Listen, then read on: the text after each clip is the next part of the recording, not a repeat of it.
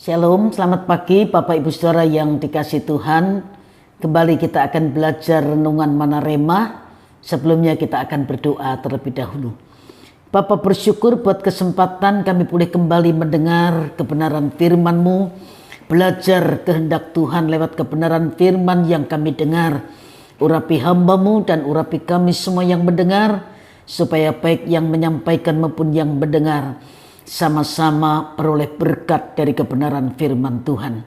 Terima kasih, dan dalam nama Tuhan Yesus kami sudah berdoa. Haleluya. Amin.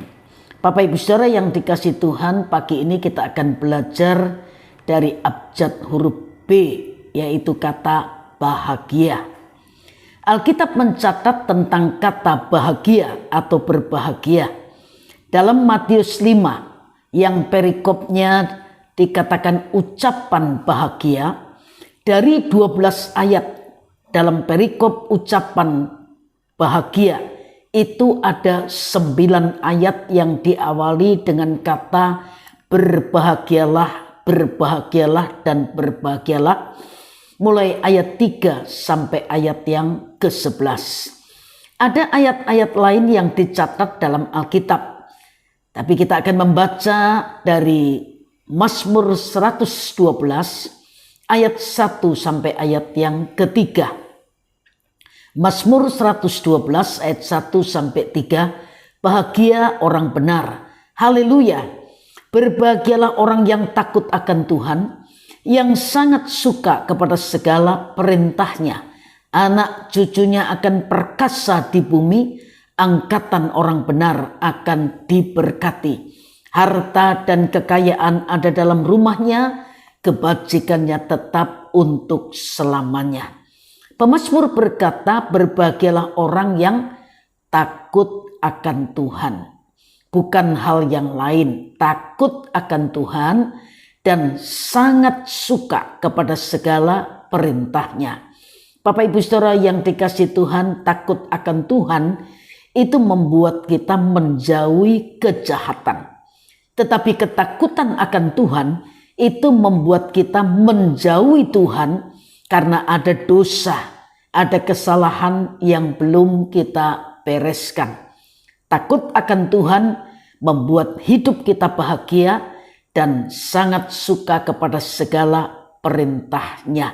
Nah, selama kita menjadi orang yang percaya kepada Tuhan, kita membaca firman Tuhan, kita mendengar firman Tuhan, apakah kita masih memiliki kesukaan untuk membaca, mendengar, dan merenungkan firman Tuhan?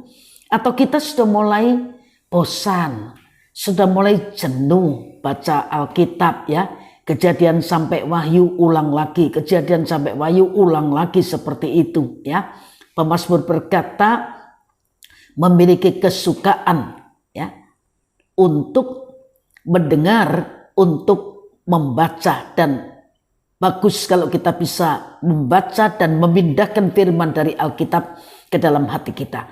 Yeremia pernah berkata dalam Yeremia 15 ayat yang ke-16, apabila aku bertemu dengan perkataan-perkataanmu, maka aku menikmatinya.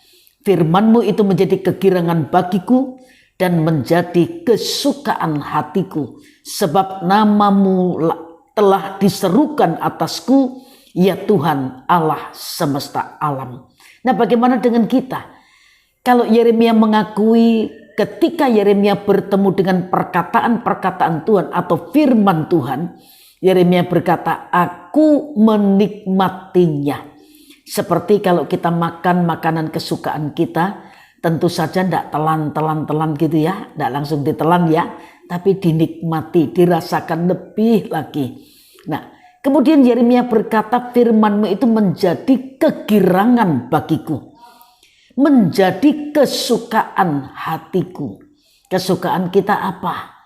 Selain makanan favorit, ya, biar kita juga tidak mengabaikan firman Tuhan. Dan firman itu menjadi kesukaan hati kita untuk membaca, mempelajari, merenungkan, dan melakukannya. Nah, bagaimana dengan kita Bapak Ibu Saudara sekalian? Saya berharap kita tidak mengabaikan firman Tuhan. Menikmati hidup bahagia menurut pemazmur tidaklah sukar. Hidup takut akan Tuhan dan sangat suka kepada perintahnya, itu akan membuat anak cucu kita menjadi orang-orang yang perkasa di bumi. Perkasa itu artinya kuat. Perkasa itu artinya berani. Lawan kata dari perkasa adalah loyo, takut, gitu ya. Nah, angkatan orang benar akan diberkati. Salomo dalam kitab Amsal berkata, berkat ada di atas kepala orang benar. Kenapa Salomo tidak berkata berkat di tangan orang yang rajin bekerja? Salomo juga tidak berkata berkat ada pada orang yang setia beribadah. Sebab bisa saja orangnya ada di gereja, tapi hatinya tidak di situ. Bisa saja ibadah online, tapi dengan kesibukan yang lain, ya. Kemudian harta dan kekayaan ada dalam rumahnya. Harta itu bisa diartikan aset yang bergerak, bentuknya uang, rumah, tanah, mobil, deposito, dan lain-lain. Tapi kekayaan, kalau tubuh kita sehat, itu kita sudah kaya. Nah, apa artinya uang yang banyak kalau tidak sehat? Saudara, kalau tidak sehat meskipun punya mobil mewah, gak bisa setir, saudara, ya, gak bisa. Itu sebabnya Salomo berkata dalam Pengkhotbah 5 ayat yang ke-18, setiap orang yang dikaruniai Allah kekayaan dan harta benda dan kuasa untuk menikmatinya, untuk menerima bagiannya dan untuk bersukacita dalam jerih payahnya, juga itu pun karunia Allah. Perhatikan, ada kekayaan, ada harta benda, plus kuasa untuk menikmatinya. Jadi yang dinikmati itu bukan cuma makanan, bukan cuma firman Tuhan, tapi kekayaan harta benda. Salomo masih melanjutkan dengan berkata dalam Pengkhotbah 6 ayat yang kedua, orang yang dikaruniai Allah kekayaan, harta benda dan kemuliaan sehingga ia tak kekurangan suatu pun yang diingini, tetapi orang itu tidak dikaruniai kuasa oleh Allah untuk menikmati, melainkan orang lain yang menikmatinya. Inilah kesia-siaan dan penderitaan yang pahit. Apa artinya kerja keras kita kalau hasilnya dinikmati oleh orang lain? Apa artinya juga seperti yang dicatat dalam Injil Lukas, ya, orang kaya yang bodoh, ya, membangun lumbung atau gudang, menyimpan harta tapi tidak diberi kesempatan untuk menikmati. Sebab itu Bapak Ibu Saudara sekalian, mari kita terus hidup takut akan Tuhan dan mencintai firman Tuhan supaya hidup kita bahagia, anak cucu kita juga menjadi orang yang diberkati Tuhan dan menjadi pemenang dalam kehidupan ini. Kalau dikatakan perkasa itu kuat, kata kuat itu bisa mengalahkan, tidak takut, ya, tidak takut dengan lawan. Nah, saya yakin kita semua kepingin generasi kita, ya, anak cucu kita menjadi orang-orang yang perkasa, dan itu dimulai dari kita menjadi orang benar, ya. Walaupun banyak ketidakbenaran hari-hari ini, tapi kita tetap mempertahankan menjadi orang benar, hidup takut Tuhan, dan sangat suka kepada perintahnya. Tuhan memberkati Bapak Ibu Saudara sekalian, dan mari kita sama-sama berdoa.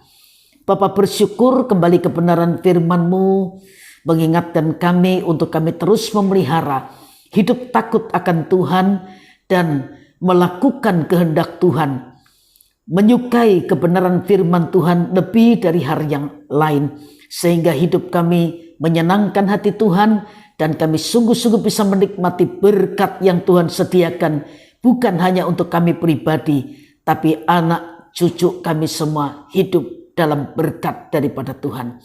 Meteraikan firman-Mu, terjemahkan lebih dari yang hamba-Mu bisa sampaikan, dan berkati apa saja yang kami lakukan sepanjang hari ini yang sesuai dengan kehendak Tuhan.